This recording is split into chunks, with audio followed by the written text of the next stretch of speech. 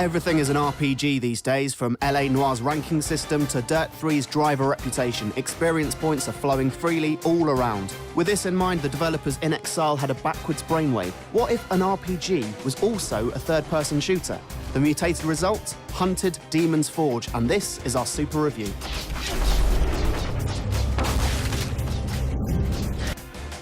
A mixed-up mess of shooting, spellcasting and high fantasy nonsense, Hunted plays like the love child of Gears of War and Diablo.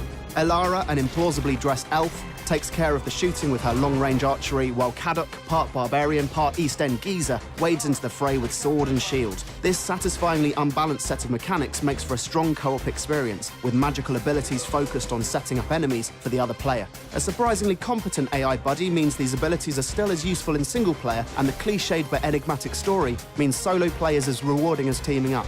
Bargain basement production values, character models only a mother could love, and a wealth of bugs mean Hunted needs persistence be enjoyed, but there's fun to be had for those who stick it out. They've got dragons?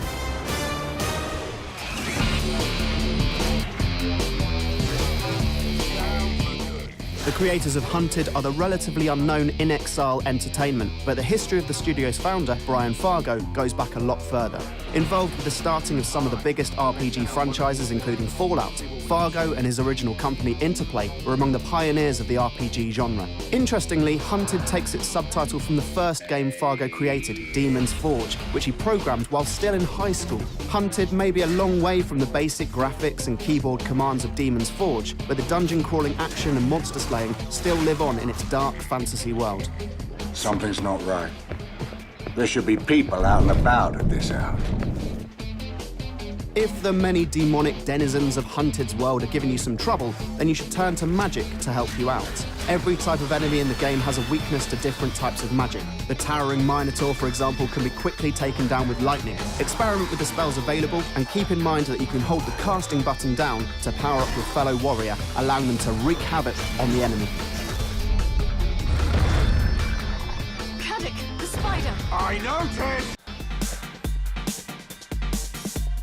If your taste for orc blood or orc-related demon blood isn't sated by Hunted, then there's only one game to turn to, The Elder Scrolls IV: Oblivion. More high fantasy than a drunk dwarf, Oblivion boasts a vast world full of monsters to explore, peasants in peril to save, and loads of lovely loot for the taking. With a combat system that favours slashes over dice rolls, Oblivion manages to appeal to action gamers as well as fantasy fans.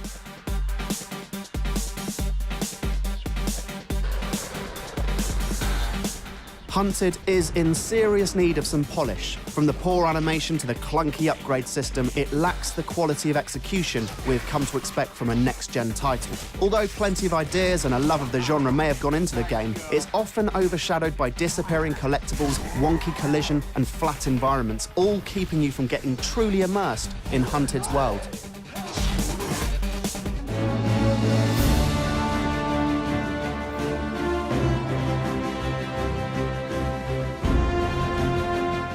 Despite all these cons, the game's sense of character will keep you playing. Never taking itself too seriously, the dialogue between Kadok and Elara manages to be somehow endearing, with their heartless quest for gold being both well-written and sharply observed. It may be full of cheap jokes, but it all mixes together to make for a pulpy feel that keeps the game from disappearing into the tedious fantasy tropes of its peers. You may even end up liking this pair of ugly Warcraft rejects.